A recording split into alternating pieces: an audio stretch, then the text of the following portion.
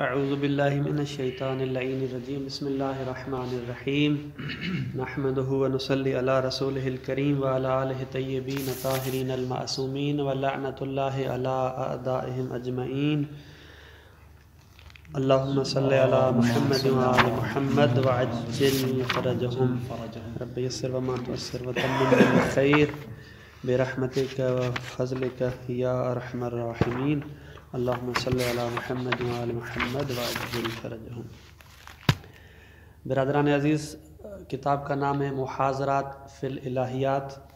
حقیقت میں آقا جعفر سبحانی نے کچھ عرصہ پہلے دروس دیے تھے علم کلام پہ، اور ان دروس کو جمع کیا گیا تو 4 جلدیں بنی اور بہترین ایک مواد بنا، لیکن چونکہ 4 جلدیں طولانی تھیں، آقا کے شاگرد ہیں یہ جو آقا گل پیگانی ہے، آقا کے حکم سے ان کو تلخیص کیا، ایک عربی بھی اس کی سیٹ کی اور اس کو تلخیص کیا، تو وہ 4 جلدیں جو ہے نا وہ ایک جلد کی صورت میں آ گئیں، اور اس طرح بہترین ایک کتاب بن گئی کہ قم میں اور باقی جگہ پہ اس کو بے عنوان تدریس تعارف کرایا جا رہا ہے اس کا۔ یعنی ہر کتاب کی تدریس نہیں ہوتی، لیکن اتنی سلیس ہو گئی کہ اس کو بے عنوان تدریس جو ہے وہ حوزوں میں جانا جاتا ہے۔ اس وجہ سے جو ہے نا یہ محاضرات فی الالہیات، محاضرات وہی کیا کہتے ہیں جو تقریر ہم کہتے ہیں یا درس کہتے ہیں ہم اس کو، محاضرہ ہم کہتے ہیں نا، خطیب خطابت کر رہا ہے، اس عنوان سے ہے۔ اور اس کا موضوع جو ہے وہ علم کلام ہے، یعنی ہم جس سبجیکٹ کو، جس موضوع کو بحث کرنے جا رہے ہیں وہ ہے علم کلام۔ علم کلام سب سے پہلے علم کلام کی تعریف کیا ہے، علم کلام کس کو کہتے ہیں؟ علم کلام علوم عقلیات میں سے، ہمارے پاس علم کی 2 قسمیں ہیں، تقسیم بندی کی جائے تو علوم عقلیہ اور علوم نقلیہ۔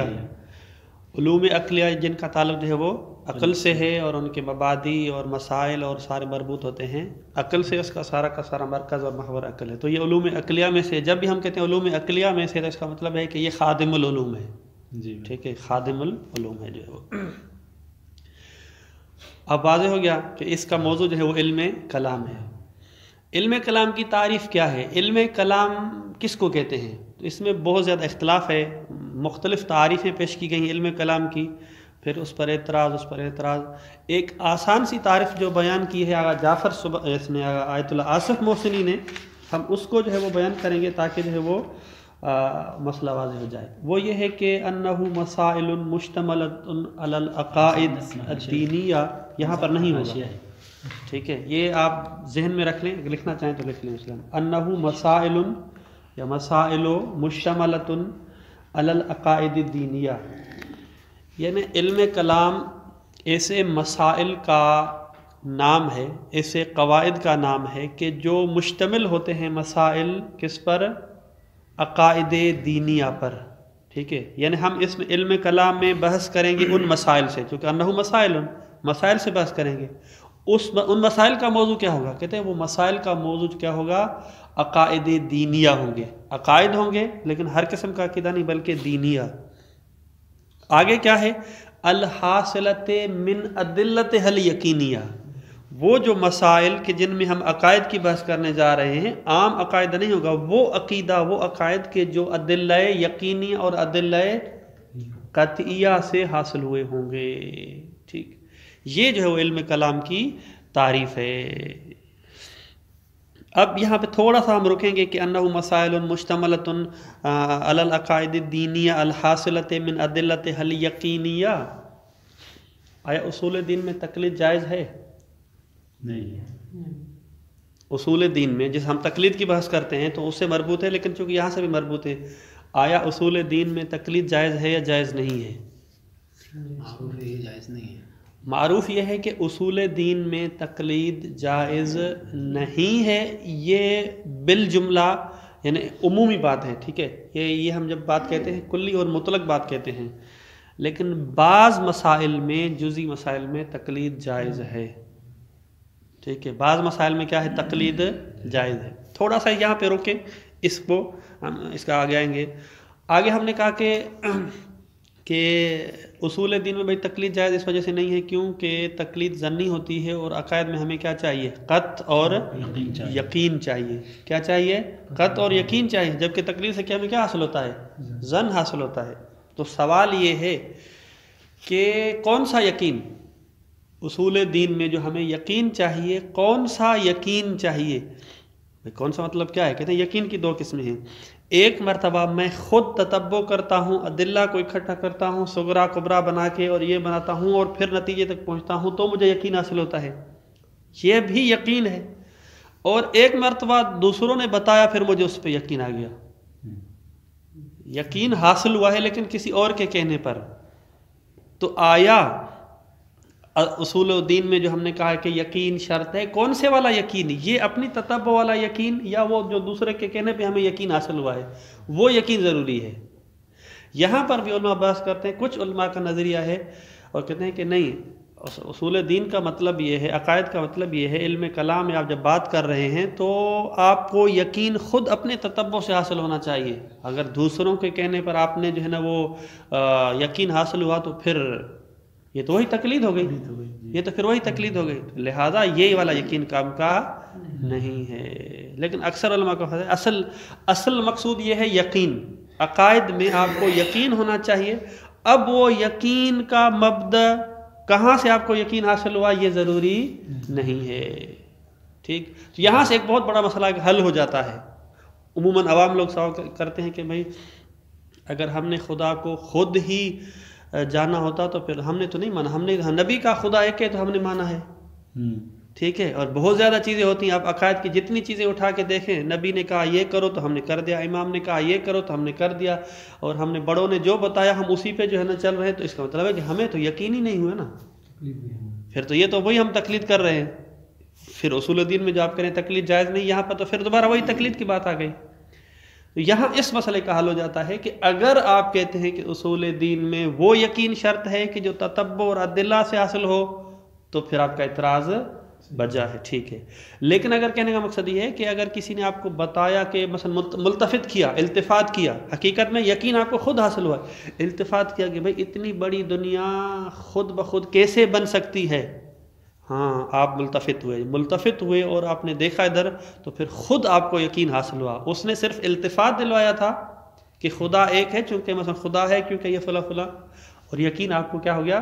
خود بخود حاصل ہو گیا۔ صحیح ہے اس کے التفات کی وجہ سے ہوا ہے۔ تو یہ یہاں پر ایک لمبی چوڑی بحث ہے، اس کو یہاں اختصار کے ساتھ اس حد تک بیان کرتے ہیں۔ اگر واضح ہے یہاں پر کوئی آپ کا سوال اعتراض، کیونکہ ہم انشاءاللہ سوال و جواب کے ساتھ ساتھ چلیں گے۔ جو پیغمبر اکرم نے فرمایا کہ ہم ان کے فرمان پر عمل کرتے ہیں، تو یہ تقلید تو نہیں ہے، تو اتباع ہے، یقین وہ تقلید میں نہیں آئیں گے اگر دیکھا جائے تو۔ جو پیغمبر اور رسول دیکھیں، تقلید اصطلاحی معنی کی بات ہم نہیں کر رہے ہیں۔ تقلید مطلب ہے کہ کسی کے کہنے پر کوئی بات کرنا۔ تقلید کا لغوی معنی کیا ہے؟ کسی نے جو بات کی ہے اس کے کہنے پر کرنا جانا، تقلید یہ ہے، ٹھیک ہے؟ وہ اصطلاحی تقلید یہ نہیں جو ہم مجتہد والی کرتے ہیں، وہ نہیں۔ تقلید کا مطلب ہے کہ کسی کی دوسرے کی بتا، جو وہ اس طرح وہ کر رہا ہے ہم اس طرح کر رہے ہیں، جو اس نے کہا ہے ہم اسی پہ چل رہے ہیں، یہ ہے تقلید۔ تو اتباع اور تقلید میں یہاں پر پھر فرق نہیں رہے گا اس معنی کے اعتبار سے۔ تقلید اصطلاحی اور لغوی اعتبار سے، لغوی میں تو ہم کوئی فرق نہیں ہے نا، جہاں بھی آپ کو یقین پیدا ہو جائے آپ اس کی مثلا بات کو مان سکتے ہیں، چاہے عقائد میں ہو چاہے غیر عقائد میں ہو۔ لیکن اگر اصطلاحی میں اگر آپ لے جائیں تو پھر وہاں پر اشکال لازم آ سکتا ہے کہ اصطلاحی میں یہ کس فقہا کی بات پر عمل کرنا، کسی فقہا کے کہنے پر عمل کرنا، یعنی اصطلاح میں پھر اس طرح چلا جاتا ہے عموماً جو عرف میں ہمارے معاشرے میں۔ خیر، یعنی ہماری بات جو ہے نا تقلید اصطلاحی میں نہیں ہے۔ ہم جب تقلید کی بات کر رہے ہیں کسی کے کہنے پر بنا، یعنی ظنی چیز۔ تقلید کا مطلب یہ ہے کہ ظنی جو ہے نا وہ، نہ کہ قطعی جو ہے نا وہ۔ واضح ہو گیا؟ تو لہذا یہ ہو گیا کہ علم کلام میں جو ہے نا وہ ہم بحث کرتے ہیں، جیسے علم اصول کی بات کی کہ ایسا مسائل، ایسے قواعد کا علم ہے کہ جس کے ذریعے ہم جو ہے وہ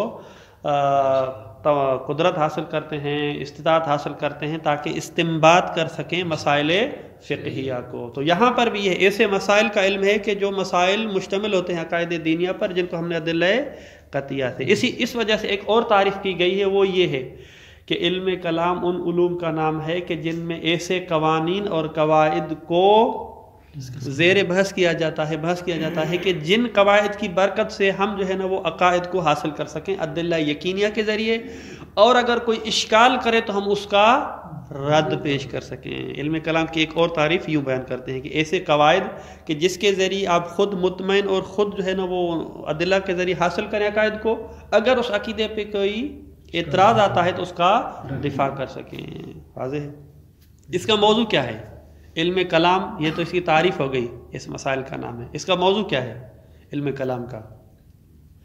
کہتے ہیں کہ علم کلام کے موضوع میں سب سے پہلے جو ہے نا وہ جو اس علم کلام کا موضوع بیان کیا ہے وہ موجود ہے، ٹھیک ہے، لیکن چونکہ ہم متکلمین ہیں اس وجہ سے انہوں نے جو بیان کیا ہے کہ انہ الموجود بما ہوا موجود ولیکن من حیث کونہ متعلقا للمباحث الدینیہ الجاری علی قوانین الاسلام، اس کا موضوع جو ہے وہ موجود ہے، لیکن ایسا موجود کہ جس کو ہم قانون اسلام اور وحی کی نگاہ میں بحث کر سکیں۔ یہ جو لاکنہ سے آگے والی عبارت ہے یہ کیوں بیان کی؟ اس وجہ سے کہ فلسفے کا موضوع بھی موجود بما ہو موجود ہے، موجود مطلق، یعنی جو بھی چیز وجود رکھتی ہے فلسفہ اس سے بحث کرے گا۔ واضح ہے؟ لیکن علم کلام کا موضوع جو ہے وہ موجود، اس تعریف کے اعتبار سے موجود بما ہو موجود مطلق نہیں ہے، بلکہ ہم محدود ہیں کس کے حساب سے؟ وحی کے حساب سے۔ اس وجہ سے فلسفے اور کلام میں فرق کیا ہے؟ فلسفہ آزاد ہے، فلسفہ جو ہے نا وہ بحث کرے گا کہ یہ ہمارے پاس قانون ہے، اس قانون کے اعتبار سے کیا ہونا چاہیے، اس کو واجب، حرام، مستحب، مکروہ، واجب الوجود، ممکن الوجود، کوئی بھی مثلا بحث کرتا ہے، فلسفہ بحث کرتا ہے کہ ٹھیک ہے، غلط ہے، باطل ہے، حق ہے، سچ ہے، یہ اس طرح، یعنی فلسفہ آزاد ہے، یعنی فلسفہ ایک قانون جو ہے نا لے کے آتا ہے عقلی، اس کو لے کے پھر تطبیق کرتا ہے کہ یہ ٹھیک ہے، غلط ہے۔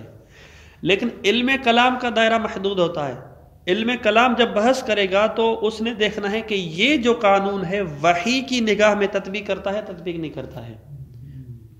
گویا کہ متکلم اور علم کلام کے ہاتھ بندھے ہوئے ہیں، وحی سے باہر نہیں جا سکتا ہے، ٹھیک ہے، وحی سے باہر نہیں جا سکتا ہے۔ یعنی جب بھی وہ کسی چیز کے لیے قانون بنائے گا، کوئی عقیدہ بنائے گا، کوئی حق یا باطل کہے گا کہ وہ وحی کو لے کے پھر تطبیق کرے گا، وحی کو لے کے، وحی کی روشنی میں کرے گا۔ لیکن فلسفی اس طرح نہیں کرتا ہے، فلسفی دیکھتا ہے کہ یہ صحیح ہے، صحیح نہیں ہے۔ اب کہا کہ یہ باطل ہے، اب اگر وہ جو فلسفی ہے وہ اسلامی ہے تو پھر یہاں آ کے توجیہ اور تعویل کرے گا کہ عقلی حساب سے تو یہ چیز باطل ہو گئی، لیکن وحی کہہ رہی ہے ٹھیک ہے، تو اب کیا کیا جائے؟ اب جو ہے ان دونوں کو آپس میں متناسب کرنے کے لیے تعویلات کا باب آ جاتا ہے اور تعویل کرتا ہے اور پھر آپس میں ان کو موافق کرتا ہے۔ متکلم کیا کرتا ہے؟ متکلم کرتا ہے یہ ہے کہ یہ جو میں تطبیق کر رہا ہوں وحی کی روشنی میں ہے، وحی کو لے کے تطبیق کرتا ہے، تو لہذا بعد میں تعویل کی ضرورت نہیں آتی۔ اس وجہ سے کہا کہ علم کلام کا موضوع موجود ولیکن بے تحت قوانین الاسلام، آپ اس کو آسان کریں، موجود ہے لیکن قوانین اسلام یعنی وحی کی روشنی میں جو موجود ہے اس کے حساب سے جو بحث ہوتا ہے۔ اچھا، ایک یہاں پر جس طرح آپ نے فرمایا کہ فلاسفر بھی جو ہے نا وہ بھی بحث کرتے ہیں وجود کے بارے میں، اور متکلم بھی جو ہے موضوع، ان کا موضوع جو ہے نا موجود ہے، یعنی فرق یہ ہوا کہ یہ وحی کی اور شریعت کے دائرے میں رہ کے اور وہ شریعت سے آزاد ہو کر بھی کرتے ہیں، لیکن جب وہ فلاسفر حکم لگاتے ہیں کسی بھی چیز پہ تو وہ دلائل عقلیہ سے لگاتے ہیں جی، اور عقل کو ہمیشہ تابع ہے، کل ما حکم بہ حکم بہ شر، تو یہ کیسے ہم کہہ سکتے ہیں کہ فلاسفر جو ہے شریعت سے ہٹ کر اور عقل ایسی حکم لگائے جو شریعت کے خلاف ہو، گویا کہ وہ جو بھی حکم لگائے گا گویا کہ شریعت کا حکم ہو سکتا ہے نا۔ دیکھیں جو فلاسفہ میں مثلا قوانین فلسفی ہیں جو ہم وہ تو عقلی ہے، لیکن جب فلسفی تطبیق کرتا ہے تو یہ ضروری نہیں ہے کہ وہ جو اس نے قانون تطبیق کیا ہو وہ صحیح بھی ہو۔ جس کو ہم عقلی سمجھ رہے ہیں ہو سکتا ہے وہ عقلی نہ ہو، مثلا ٹھیک ہے، کتنے ہی مثلا پہلے فلسفے کے جو قوانین تھے، فلسفے پہلے یہ چیز جو ہے نا وہ بدیہیات میں شمار ہوتی تھی، بعد میں پتہ چلا کہ نہیں، بدیہیات میں سے نہیں ہے، ٹھیک ہے۔ تو اس بنا پر صحیح ہے کہ اگر واقعاً ہو جائے کہ یہ عقل نے یہ کہا ہے 100% ہے تو وہ وحی کے مخالف نہیں ہو سکتا ہے، ٹھیک ہے، لیکن ضروری نہیں کہ جو فلسفی نے جس چیز کو درک کیا ہے اور عقلی سمجھ رہا ہے وہ اس کو جو قانون وہ صحیح اسی حساب سے بھی ہو، یعنی گویا کہ کبریٰ مسلم ہے، جو بھی حکم عقل ہوگا وہ شریعت کے مطابق ہی ہوگا، لیکن ہم جس کو سمجھ رہے ہیں واقعی یہ عقلی ہے یا عقلی نہیں ہے، ٹھیک ہے، اس طرح جو ہے۔ دوسری تعریف جو انہوں نے کی ہے، دوسرا موضوع جو انہوں نے بیان کیا، یہ تو موجود بما موجود ہو گیا اور اس وجہ سے ہم نے اس کو قید کو لگایا ہے۔ دوسرا کیا کہ انہ معلوم من حیث یتعلق بہ اثبات العقائد الدینیہ، اس کا موضوع جو ہے وہ موجود ہے۔ موجود ہے کا مطلب ہے کہ قیامت کے بارے میں ہم نے بحث کرنی ہے۔ اب قیامت جو ہے نا وہ ہے یا نہیں ہے، ٹھیک ہے، اس کو ہم نے وحی کی روشنی میں ثابت کرنا ہے۔ وحی یہ کہہ رہی ہے، خدا نے یہ کہا ہے۔ فلسفی کیا بحث کرے گا کہ ابھی عالم آخرت کو ہونا چاہیے نہیں ہونا چاہیے، آزاد عقلی اعتبار سے آئے گا، وہی ہونا چاہیے، وَإِلَّا جو ہے نا وہ جن لوگوں نے یہاں پہ زحمت کی ان کا کیا، ایسے عدلہ لے کے قیامت کو اس بات کرے گا، ٹھیک ہے۔ موضوع یہ ہوگا موجود بما ہو موجود، کہ قیامت موجود ہے یا موجود نہیں ہے، اس کا کوئی وجود ہے یا وجود نہیں ہے۔ لیکن دوسرے ہم نے موضوع کے اعتبار کہا کہ معلوم ہے، یعنی خدا نے کہا ہے کہ قیامت ہے، اب اس کے اعتبار سے ہم بحث کریں گے کہ واقعی نہیں وحی کی روشنی میں قیامت والا عالم ثابت ہوتا ہے ثابت نہیں ہوتا ہے، میدان محشر ثابت ہوتا ہے ثابت نہیں ہوتا ہے، قبر ثابت ہوتی ہے ثابت نہیں ہوتی، یعنی ایک چیز جو معلوم ہے ہمیں پہلے ہم یوں لے کے آتے ہیں۔ اس وجہ سے کبھی کبھی کہتے ہیں فلسفی جو ہے نا وہ تخیلاتی بحث کرتے ہیں۔ تخیلات کا مطلب کیا ہے کہ معلوم تو نہیں ہے، آپ نے کہا کہ یہ ہو سکتا ہے یا نہیں ہو سکتا، یوں اس طرح کر کے جو ہے وہ بحث کرتے ہیں۔ الفاظ دیگر اس علم کلام کا موضوع مبدا اور معاد ہوا۔ ہاں، یہ جو ہے وہ تیسرا نظریہ ہے کہ علم کلام کا جو موضوع ہے وہ مبدا اور معاد ہے۔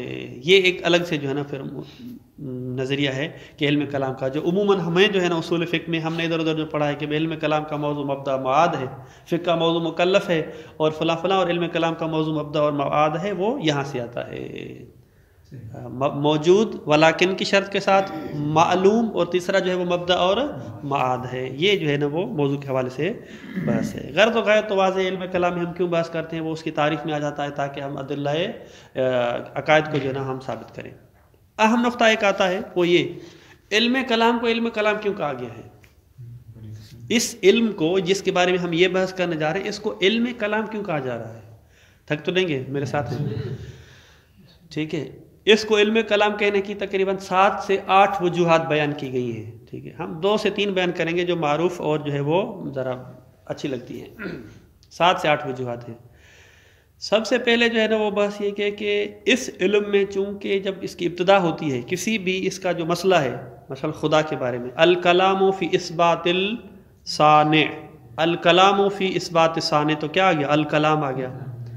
پھر نبوت کی بحث آئی، الکلام فی اثبات نبوت، الکلام فی المعاد، الکلام، تو کہا یہ علم کلام ہے، اس وجہ سے اس کو جو ہے وہ علم کلام کہا جاتا ہے۔ پہلی وجہ یہ ہو گئی۔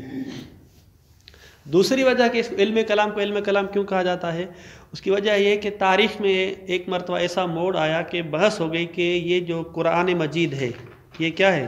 خدا کا کلام ہے، خدا نے گفتگو کی ہے، کلام کیا ہے، تو خدا کا کلام ہے۔ آیا خدا کا کلام قدیم ہے یا حدیث ہے؟ یہ آگے انشاءاللہ جب ہم بحث کو پڑھیں گے تو درمیان میں یہ بحث آئے گی یہاں پہ، ٹھیک ہے۔ اس پہ بہت جو ہے معرکۃ الآراء بحث ہوئی، اور حتیٰ کہ جو ہے لوگوں کو قتل کیا گیا، اور ایک لمبی چوڑی بحث ہے جو ہے نا وہ کہ کلام خدا قدیم ہے یا حادث ہے، ٹھیک ہے۔ اور اتنی معرکۃ الآراء بحث ہو گئی کہ بالکل مشہور ہو گئی، اور اصل جو ہے نا وہ جو بحث ہوتی تھی کہ یہ بھئی ہاں وہ والی بحث، تو اس وجہ سے باقی چیزیں بھی پھر سائڈ میں بحث ہونے لگیں، تو لہٰذا اس کا نام کیا ہو گیا؟ علم کلام، یعنی وہ جزئی کا نام جو ہے وہ کلی پہ پڑ گیا۔ یعنی اس علم کے مسائل میں سے ایک مسئلہ یہ تھا کلام خدا، وہ قدیم ہے یا حادث ہے، لیکن اتنا وہ معرکۃ الآراء ہوا کہ اس پورے علم کا نام جو ہے وہ علم کلام پڑ گیا۔ واضح ہے؟ اسی طرح ایک اور دو وجوہات بھی ہیں، لیکن یہ اصل یہی بیان کرتے ہیں جو دوسرے والی ہے، ٹھیک ہے سر، اور اس میں کوئی چیز نہیں ہے۔ اور اس کے آپ کا اگر کوئی سوال ہو تو، ورنہ جو ہے نا ہم آ جاتے ہیں فصل اول پر۔ فصل اول جو ہے وہ کھلا ہوا ہے آپ کے ہاں، مقدمات ہم نہیں پڑھیں گے۔ فصل اول جو ہے نا وہ تقریباً 13 نمبر پیج پر ہے۔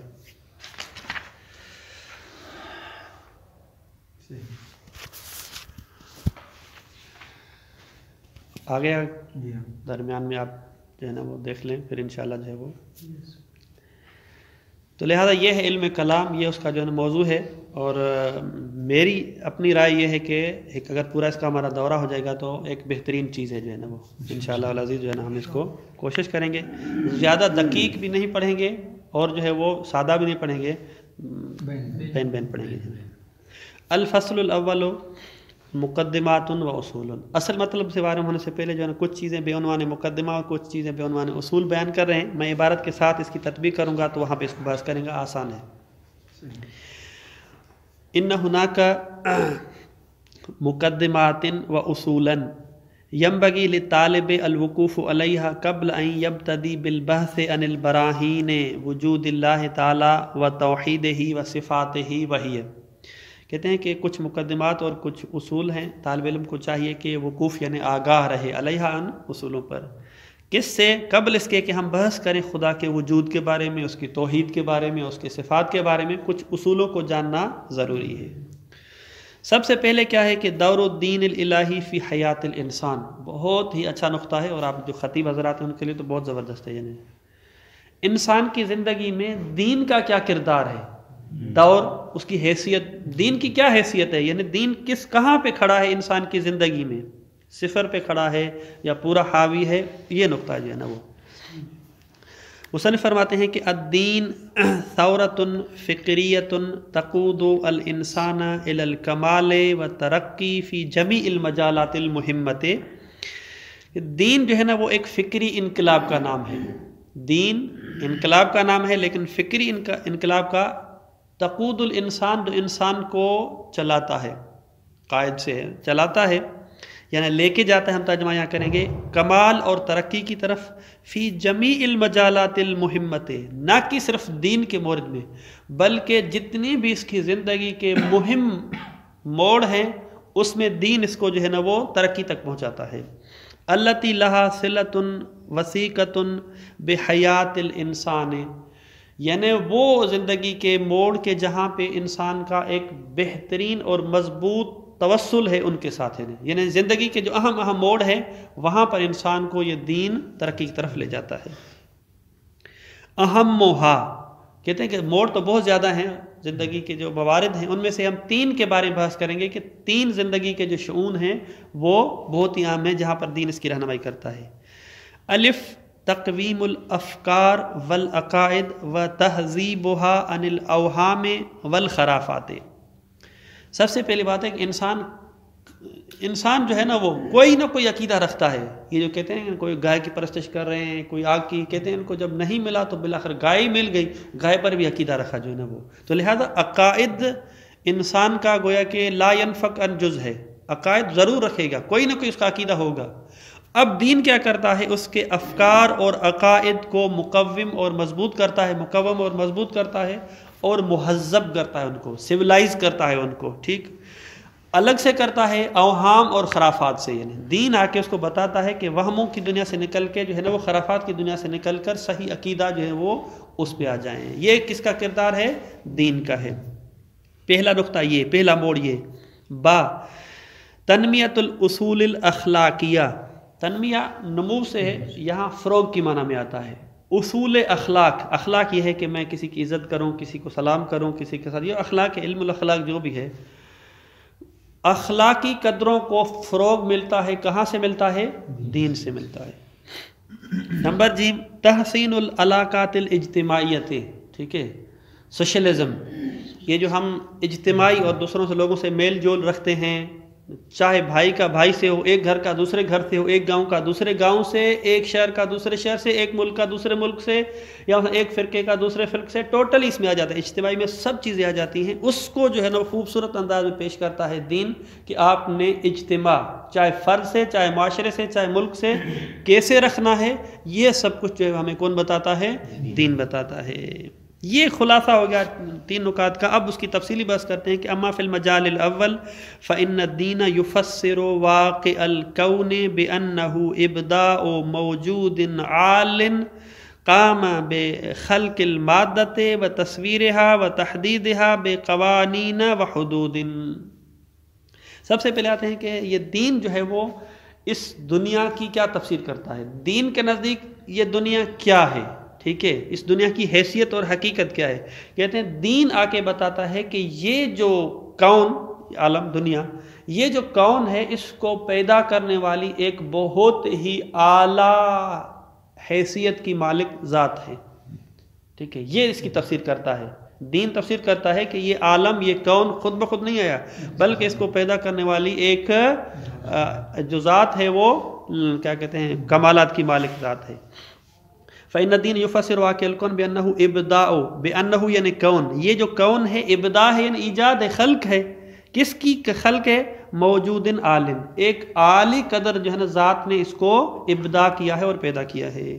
قام بخلق المادۃ, وہ ذات جو ہے نا وہ مادے کو اس نے پیدا کیا, یعنی پہلے کچھ بھی نہیں تھا, افاضہ کیا مادے کو, و تصویرہا, پھر اس کی ایک تصویر کشی کی, و تحدیدہا بقوانین و حدود, اور پھر اس کی حد بندی کی, یہ انسان ہے, یہ حیوان ہے, یہ حجر ہے, یہ پتھر ہے, البتہ قوانین اور حدود کے تحت جو ہے وہ, ٹھیک ہے. آگے چل کے ہم اس بات کریں گے کہ مثال کے طور پہ جو ہے نا وہ خدا نے مثلا یہ جو عالم جو چلا رہا ہے اپنی مرضی سے چلا رہا ہے, اس نے قانون جو ہے نا جاری کیے ہیں کہ مثلا سورج نکلے گا تو دھوپ ہوگی, اور دھوپ لگے گی تو پودا نکلے گا, اس طرح, یا ایسے بھی جو ہے نا اس کے الٹ بھی ہوتا ہے.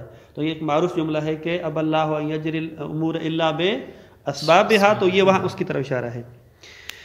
تو پہلا جو ہے نا دین نے بتا دیا کہ یہ دنیا خود بخود پیدا نہیں ہوئی. دوسرا کما انہ یفسر الحیات الانسانیہ بانہا لم تظہر علی صفت الکون عبثا ولم یخلق الانسان سدا, تفسیر کرتا ہے کہ یہ جو انسان کی زندگی ہے یہ صفت الکون یعنی اس عالم پر جو ہے نا وہ عبث اور فضول جو ہے وہ اس کو پیدا نہیں کیا گیا ہے. لم یخلق الانسان سدا یعنی بیکار اس کو پیدا نہیں کیا گیا ہے. بل لتکونہ فی ھذا الکوکب غایۃ علیا یصل الیہا فی ظل تعالیم الانبیاء والہداۃ المبعوثین من جانب اللہ تعالی. بل فی تکونہ فی ھذا الکوکب, یعنی اس کوکب میں اس کے وجود, ایگزسٹنس, تکون یعنی وجود, موجود ہونا, اس کے وجود جو ہے وہ اس کے لیے ایک غایت علیہ ہے, انسان کا ایک ہدف ہے, جس ہدف تک یہ انسان پہنچے گا. لیکن کب پہنچے گا؟ کہ جب اس کو تعلیم حاصل ہو, وہ تعلیم کے جو انبیاء اور خدا کی طرف سے مبعوث جو بندے ہیں ان کی طرف سے تعلیم جو مل رہی اس پر عمل پیرا ہوگا, اس کی روشنی میں چلے گا تو اس غایت تک پہنچے گا. غایت ہے, پہلی بات یہ عبث نہیں ہے. دوسری بات وہ غایت کب حاصل ہوگی؟ ٹھیک. تو اس کا خود بخود نتیجہ جاتا ہے کہ جب انبیاء کی تعلیم ہو تو اس کا مطلب ہے کہ ہمیں دین کو سمجھنا پڑے گا, وإلا جو ہے نا ہم کیسے سمجھیں گے کہ جو انبیاء نے کیا تعلیم دی ہے ہمیں. یہ جو ہے وہ تفسیر ہو گئی دین کی طرف سے. وفی مقابل ھذا تفسیر الدینی لواقع الکون, واقع الکون کی جو تفسیر اس کے مد مقابل ہے والحیات الانسانیہ تفسیر المادی القائل, مادہ پرست جو ہے وہ مٹیریلزم جس کو کہتے ہیں, مٹیریلسٹ, ٹھیک ہے, مادہ پرستی, مٹیریلزم. بأن المادۃ الاولی قدیمۃ بالذات, یہ لوگ تفسیر کہتے ہیں کہ یہ جو دنیا ہے یہ ابداع من موجود عالم کی طرف سے نہیں ہے, بلکہ ایک مادہ تھا جو قدیم تھا, جس کے پھٹنے سے یہ دنیا جو ہے نا وہ وجود میں آ گئی. یہ وہ تفسیر کرتے ہیں کس کی؟ اس کی. تو اس کا نتیجہ کیا نکلا کہ یہ دنیا بھی خود بخود آئی ہے, تو دنیا میں رہنے والے بھی خود بخود آئے ہیں. اہم نقطہ انشاءاللہ میں عبارت میں ذکر کرتا ہوں, کیا فرق پڑتا ہے ہمارا اور ان کے درمیان میں. تفسیر المادی القائل, وہ قائل ہے کیا کہتا ہے؟ بأن المادۃ الاولی قدیمۃ بالذات, یعنی وہ قدیم ہے, ٹھیک ہے. یعنی آپ ان پر اعتراض نہ کریں کہ بھائی مادہ اس کو کس نے ایجاد کیا, وہ اصل قائل ہے کہ وہ قدیم ہے, ٹھیک ہے. ٹھیک ہے, ہم اس پر اعتراض کریں گے, لیکن اس بات کا وہ قائل ہے کہ وہ قدیم بالذات تھا. وہی التی قامت فاتت لنفسها نظما, اور وہ اٹھ کھڑا ہوا اور اس نے بذات خود اپنے آپ کو نظم دیا, اور وہ اس طرح جو ہے وہ جس طرح کارٹونوں کی دنیا میں ہوتا ہے. وانہ لا غایۃ لها, اس کے لیے کوئی ہدف نہیں ہے. ولا للانسان القاطن فیہا, اور نہ ہی کوئی ہدف ہے اس انسان کے لیے. القاطن یعنی ساکن, قاطن کا معنی کہتے ہیں قطن یقتن, قطنا و قطونا اس کی معنی ہوتی ہے یعنی سکن یسکن کی معنی ہوتا ہے. فیہا وراء ھذہ الحیات المادیہ, اس مادی حیات سے ہٹ کے جو ہے نا اس کے لیے کوئی حقیقت نہیں ہے، کوئی غایت اور کوئی ہدف نہیں ہے. وَهَذَا التَّفْسِيرُ يَقُودُ الْإِنسَانَ إِلَى الْجَهْلِ وَالْخَرَافَةِ. یہ تفسیر انسان کو کہاں پہنچاتی ہے کہ بس بھائی یہی دنیا ہے، کھاؤ پیو اور مزے اڑاؤ، جہالت اور خرافت. اذ کیف یمکن للمادۃ ان تمنح نفسها نظما. پہلی بات ابتدا ہی غلط ہے کہ بھئی مادہ کیسے خود کو نظم کر سکتا ہے، خود کو تنظیم اور سیٹ اپ کیسے کر سکتا ہے، یہ بات ہی غلط ہے. وَهَلْ يُمْكِنُ أَن تَتَّخِذَ الْعِلَّةَ وَالْمَعْلُولَ وَالْفَاعِلَ وَالْمَفْعُولَ وَالْجَاعِلَ وَالْمَاجُورَ. ایک ہی چیز علت بھی ہے، ایک ہی چیز معلول بھی ہے، ایک ہی چیز فاعل بھی ہے، ایک ہی چیز مفعول بھی ہے، ایک ہی چیز جائل بھی ہے، ایک ہی چیز مجعول بھی ہے. کیونکہ مادہ تھا تو یہ علت تھا، اور پھٹا وہی معلول ہے، جائل بھی وہی، مجعول بھی وہی. تو دیکھیں ہمارے پاس جو علت کی 4 قسمیں ہیں، کون سی؟ علت فاعلی، مادی، صوری اور غائی. ٹھیک ہے، یہ جو مادہ پرست ہیں کس علت کے منکر ہیں؟ غائی کے. ٹھیک ہے، علت غائی اور علت فاعلی کے.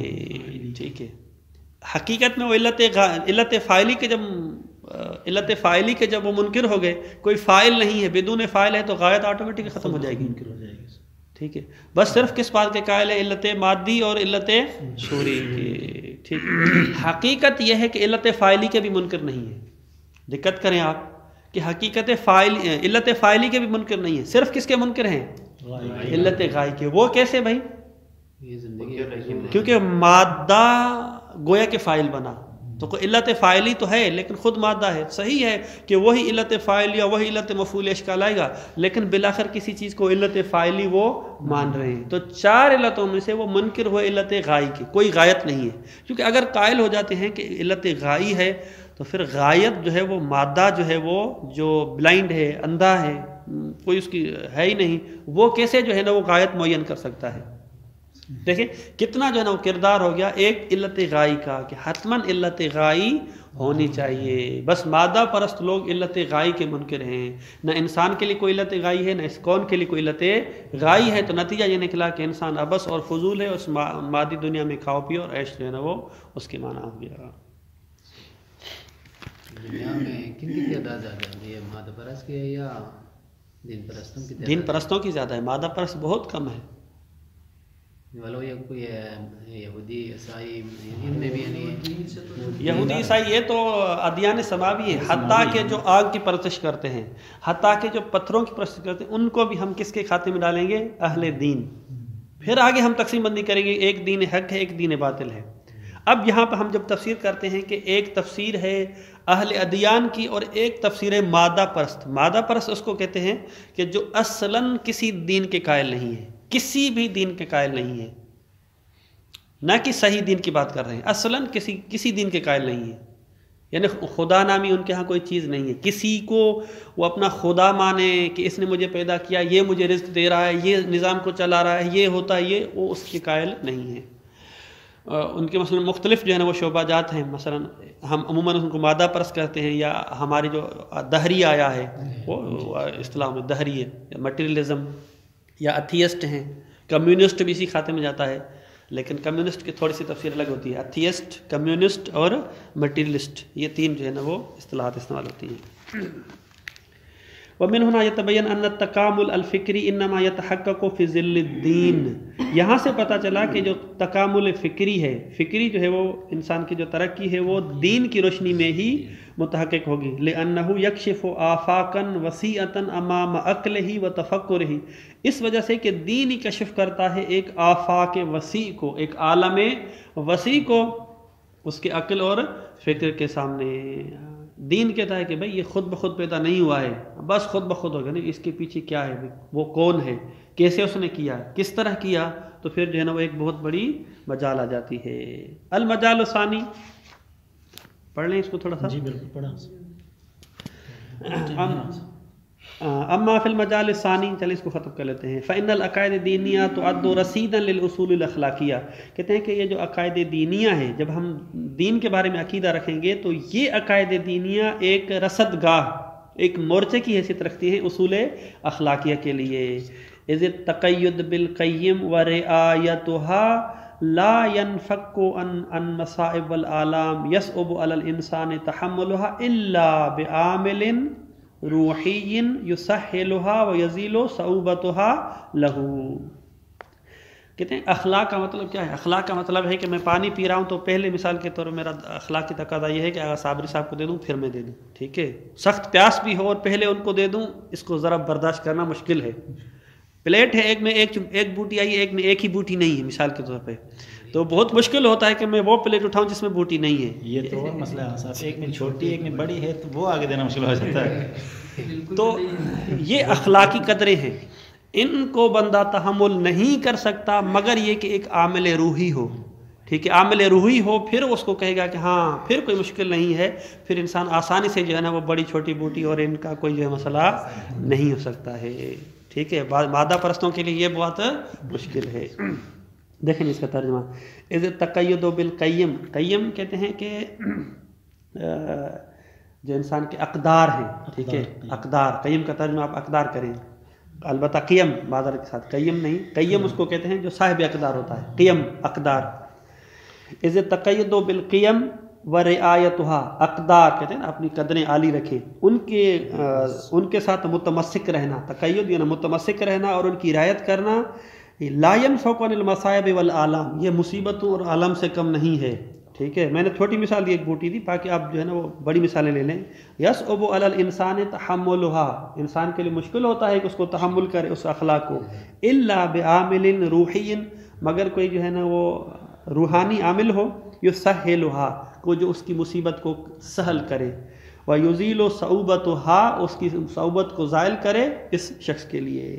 وہذا کا تضحیت فی سبیل الحق والعدل، جیسے نا عدل عدالت کے مورد میں اور حق کے مورد میں قربانی پیش کرنا یہ کوئی کم بات نہیں ہے.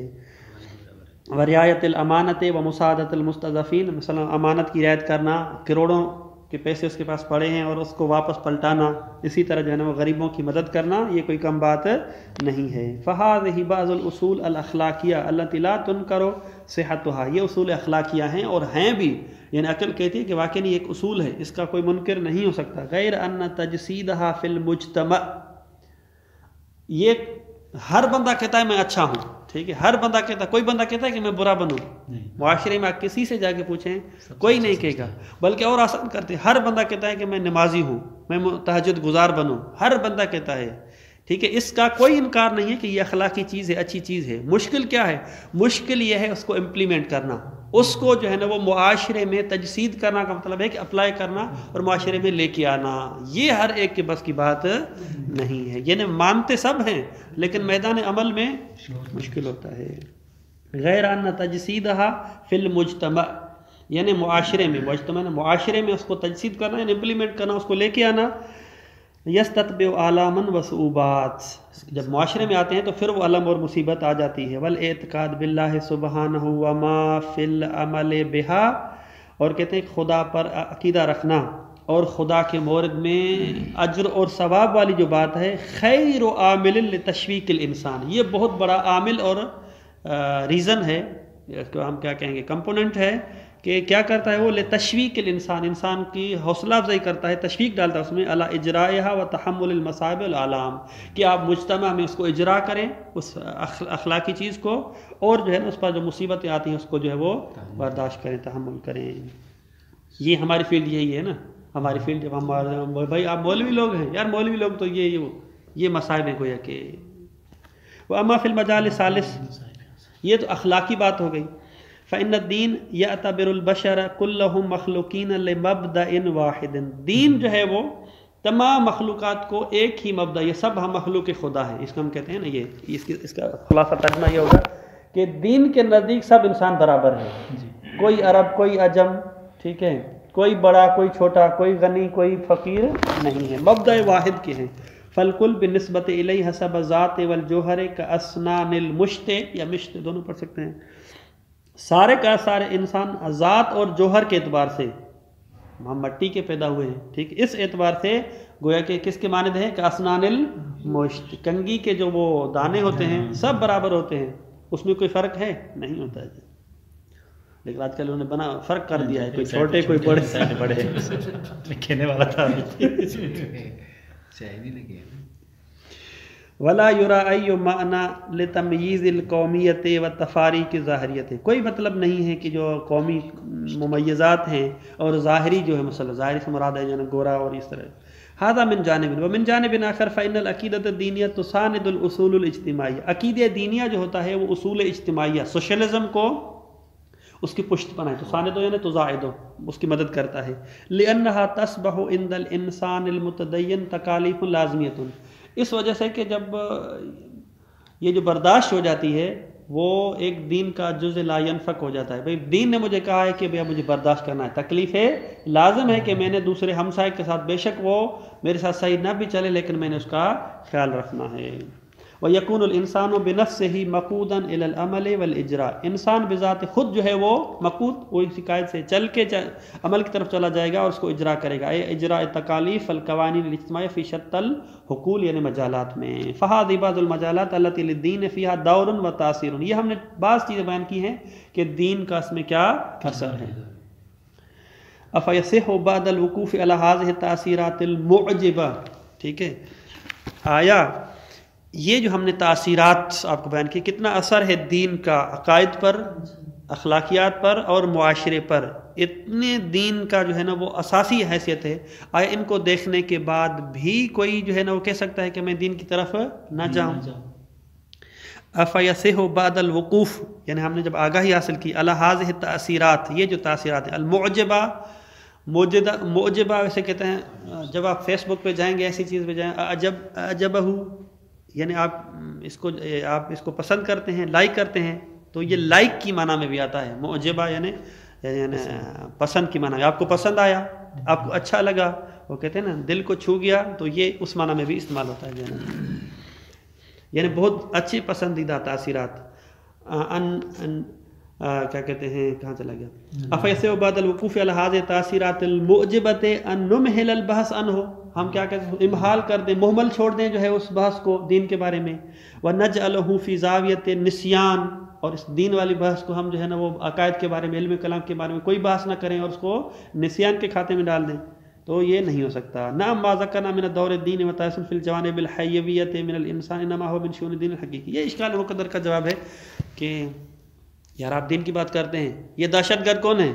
مولوی لوگ ہیں، یہ فلاں کون ہیں؟ مولوی لوگ ہیں، یہ سارے یہ دین ہی تو کر رہا ہے، ورنہ بیچارے وہ دیکھیں جو کمیونسٹ ہوتے ہیں، وہ کہتے ہیں کہ بھئی لوگوں کی خدمت خلق کرو، کوئی ایجاد کر رہا ہے، کوئی یہ کر رہا ہے، کوئی کر رہا ہے، مدارس میں تو یہ دیکھیں، یہ مولوی لوگ تو یہ دیندار جتنے بھی دیکھیں، وہ دیکھو مسجد کے ساتھ اس لڑکی کے ساتھ، یہ ساری چیزیں جو ہے نا وہ یہ دین ہے، یعنی اس کا دوسرا رخ اس نے دے دیا، یہ آگ کی پرستش کر رہے ہیں، یہ گائے کا جو ہے نا وہ متر، وہ جو نہیں چلی تھی درمیان کرونا کی طرف، وہ جو ہے وہ گائے کا پیشاب پی رہے ہیں، یہ دین ہے، یہ ساری خرافات ہیں، یہ کرو وہ کرو وہ کرو، یہ ساری دین کی باتیں ہیں، دین نہیں تو یہ بیڑا گرک کر دیا ہے، انسان کو ترقی کے بجائے تنزل کی طرف لے جا رہا ہے، دین یہ کہہ رہا ہے کہ یہ کرو، قتل کرو، وہ کرو، مارو اس کو، تو لہٰذا آپ کیسے کہتے ہیں دین کا جو ہے نا وہ ہے؟ تو اس کے جواب میں ایک کہتے ہیں کہ دیکھیں ہم جب بات کر رہے ہیں دین حقیقی کی بات کر رہے ہیں، دین الہی کی بات کر رہے ہیں، نہ کہ خرافات دین کی بات کر رہے ہیں، یہ سارے کے سارے کیا ہیں؟ خرافاتی چیزیں ہیں۔ نعم ما ذکرنا من دور الدین و تاثیر فی الجوانب الحیویۃ من الانسان، ہم نے جو بات کی کہ دین کا کیا دور اور اثر ہے انسان کی زندگی میں، انما ہوا من شؤون الدین الحقیقی، یہ دین حقیقی کے شؤون اور حالات میں سے، الذی یؤید العلم ویؤکد الاخلاق، جو علم کی باتیں کرتا ہے نہ کہ جہالت کی، اخلاق کی باتیں کرتا ہے نہ کہ بد اخلاقی کی، ولا یخالفہما، کبھی ان کے جو ہے نا برخلاف نہیں جاتا، واما الادیان الغیر الہیہ او المنسوبۃ الی الوحی بکذب وزور فخارجۃ عن موضوع بحثنا۔ صلی اللہ علیہ محمد وآلہ الطاہرین۔